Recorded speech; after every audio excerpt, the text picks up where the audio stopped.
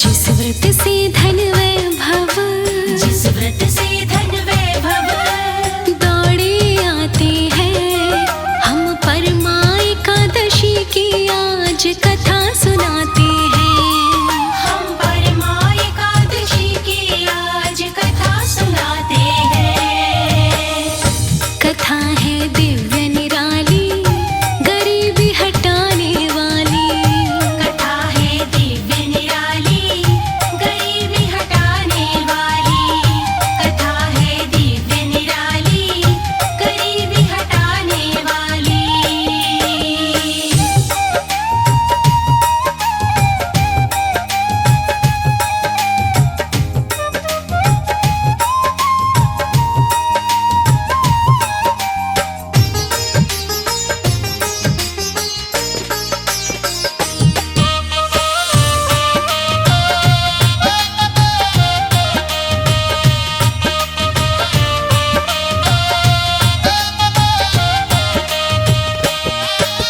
बोले युधिष्ठिर श्री कृष्णा से चरणों शीश झुका, अधिक मास की एकादशी का महत्व तो बतला।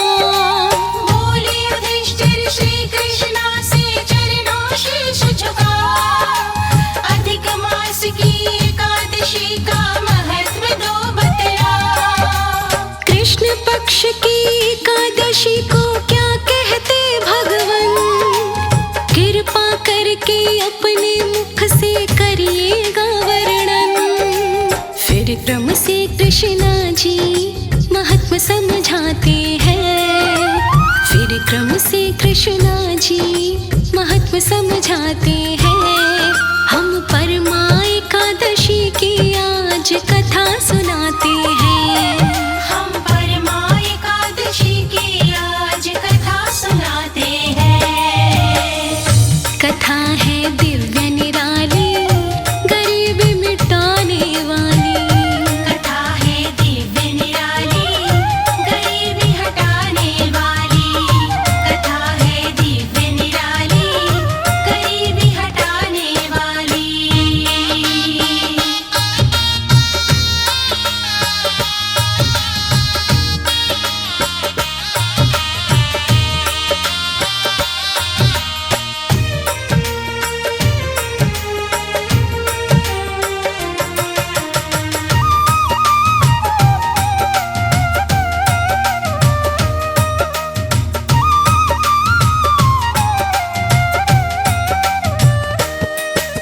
सुनो युधिष्ठिर ध्यान लगा के महत्व तुम्हें सुनाऊं, अधिक मास के कृष्ण पक्ष की तुमको कथा बताऊं। सुनो युधिष्ठिर ध्यान लगा के महत्व तुम्हें सुनाओ, अधिक मास के कृष्ण पक्ष की तुमको कथा बताओ। परमा एकादशी के कई नाम है प्रचलित, कमला और पुरुषोत्तम के नाम से एकादशी है चर्चित। अलग अलग नामों से इसे भक्त बुलाते हैं, अलग अलग नामों से इसे भक्त बुलाते हैं। हम परमा एकादशी की आज कथा सुनाते हैं। हम परमा एकादशी की आज कथा सुनाते हैं। कथा है दिव्य निराली, गरीबी हटाने वाली। कथा है दिव्य निराली, गरीबी हटाने वाली। कथा है दिव्य निराली, गरीबी हटाने वाली।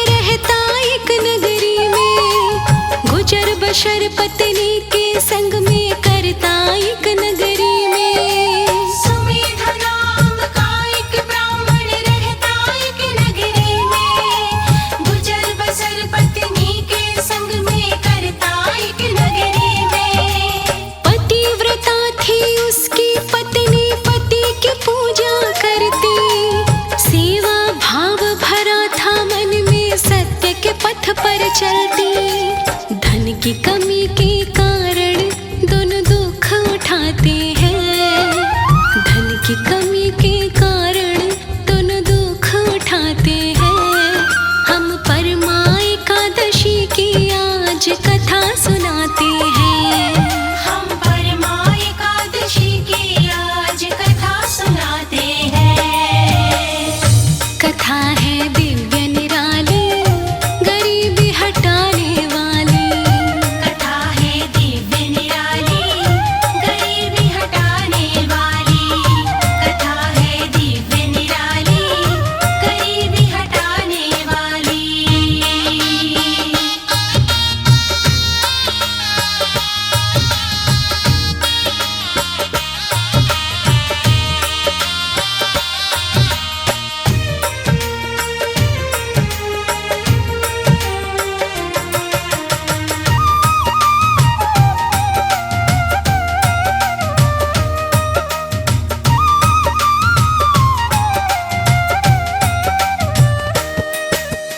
एक रोज पत्नी से बोला ब्राह्मण मीठे बैना, जाऊं मैं परदेस कमाने, तुम घर पर ही रहना।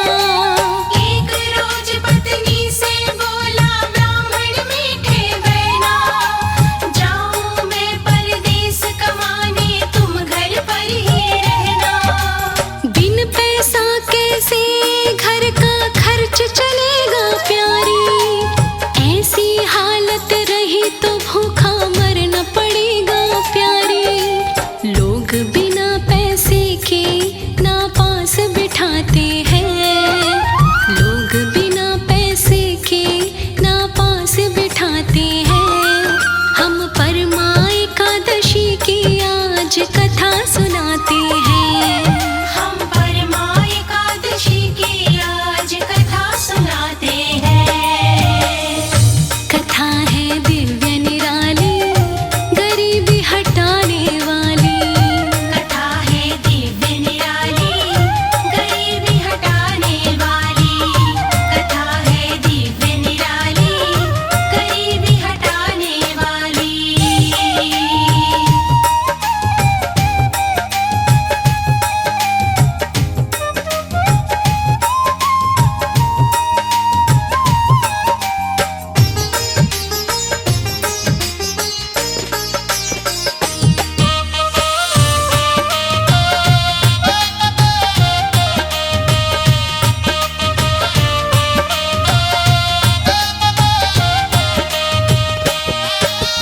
पत्नी बोली कर्मों का फल सदा भोगना पड़ता।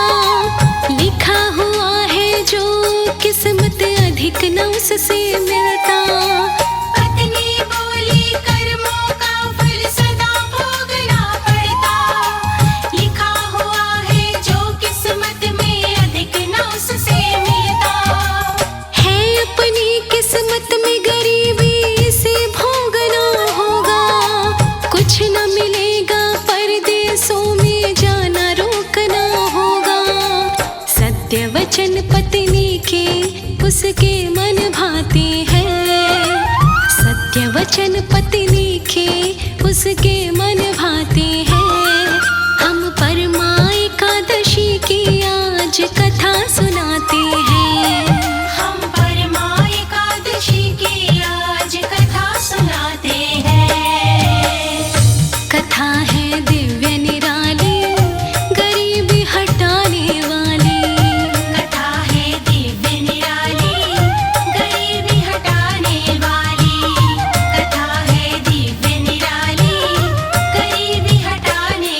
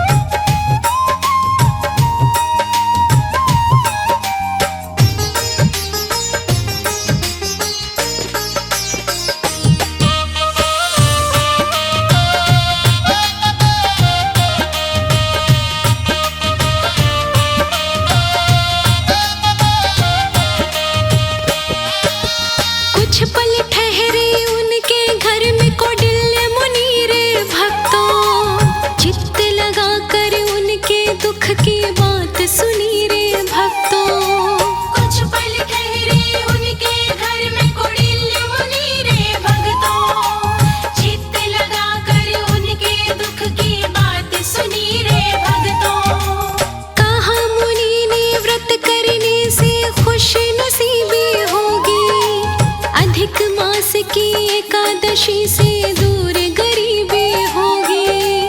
पूजा विधि व्रत की मुनि उन्हें बताते हैं। पूजा विधि व्रत की मुनि उन्हें बताते हैं। हम परमा एकादशी की आज कथा सुनाते हैं। हम परमा एकादशी की आज कथा सुनाते हैं। कथा है दिव्य निराली, गरीबी हटाने वाली। कथा है दिव्य निराली, गरीबी हटाने वाली। कथा है दिव्य निराली, गरीबी हटाने वाली।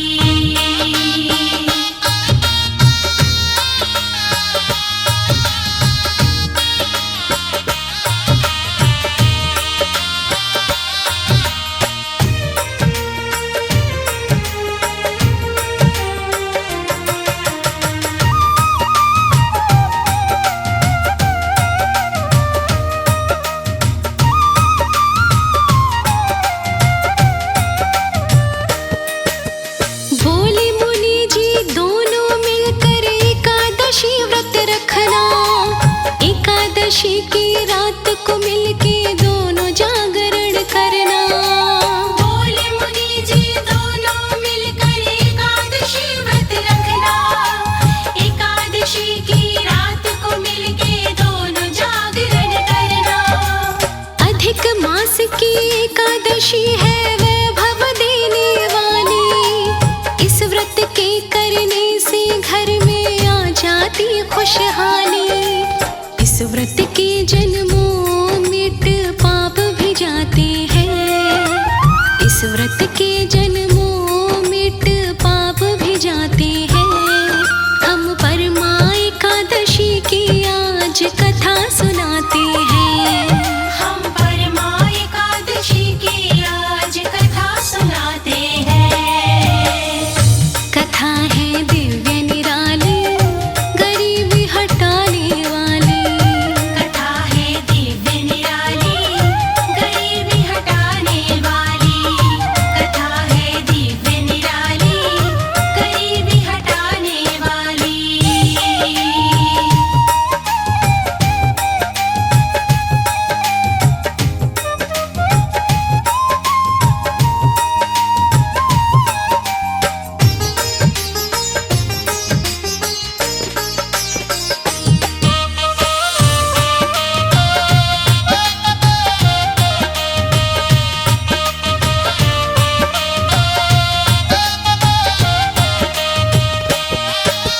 फिर दोनों ने मिलकर के व्रत एकादशी का किया। भोग लगा कर विष्णु जी को बाद में ग्रहण किया। फिर दोनों ने मिलकर के व्रत एकादशी का किया। भोग लगा कर विष्णु जी को बाद में ग्रहण किया। पूरे दिन को ध्यान लगा कर रहे भजन में खोए। श्री हरि का किया जागरण धरती पर वो सोए। श्रद्धा देख के विष्णु जी खुश हो जाते हैं। श्रद्धा देख के विष्णु जी भी खुश हो जाते हैं। हम परमा एकादशी की आज कथा सुनाते हैं। हम परमा एकादशी की आज कथा सुनाते हैं। कथा है दिव्य निराली, गरीबी हटाने वाली। कथा है दिव्य निराली, गरीबी हटाने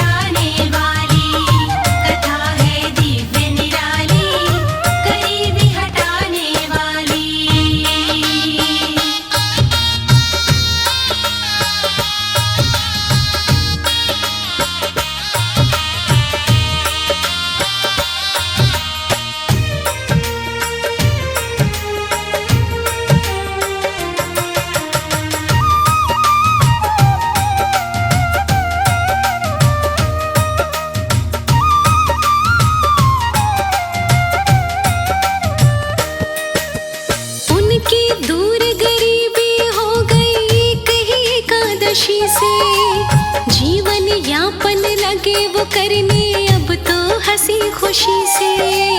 उनकी दूर गरीबी हो गई एक ही एकादशी से। जीवन यापन लगे वो करने अब तो हंसी खुशी से। उन दोनों ने करी जिंदगी नाम हरि के भक्तों। धरती पे सुख भोग के पहुँचे धाम हरि के भक्तों।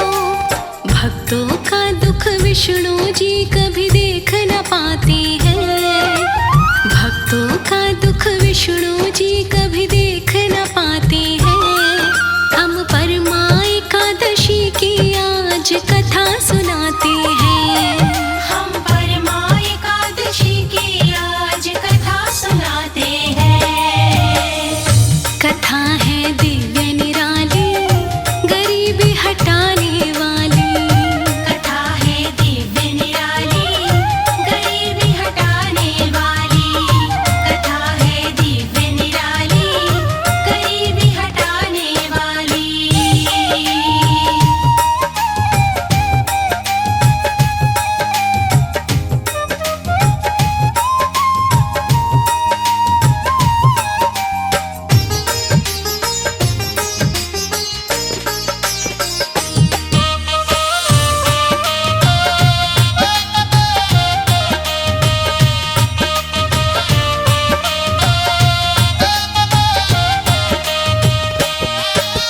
बोले कृष्ण सुनो युधिष्ठिर कथा हो गई पूरी। इसके कहीं सुने से इच्छा रहती नहीं अधूरी। बोले कृष्णा सुनो युधिष्ठिर कथा हो गई पूरी। इसके कहे सुने से इच्छा रहती नहीं अधूरी। अधिक मास की एकादशी का फल है मंगलकारी। इस व्रत के करने से मिटती धन की चिंता सारी। इस व्रत से भंडारे धन से भर जाते हैं।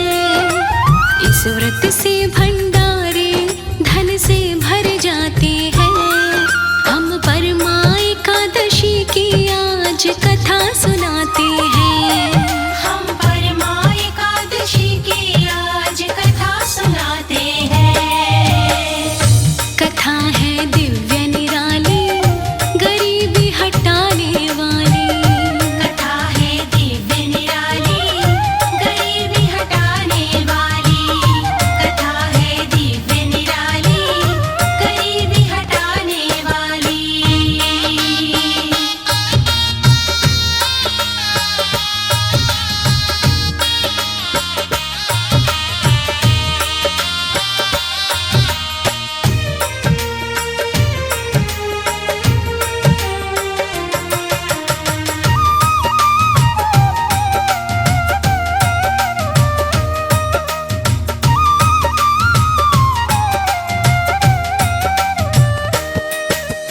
कहे अनाड़ी इस व्रत को जो भी श्रद्धा से करता।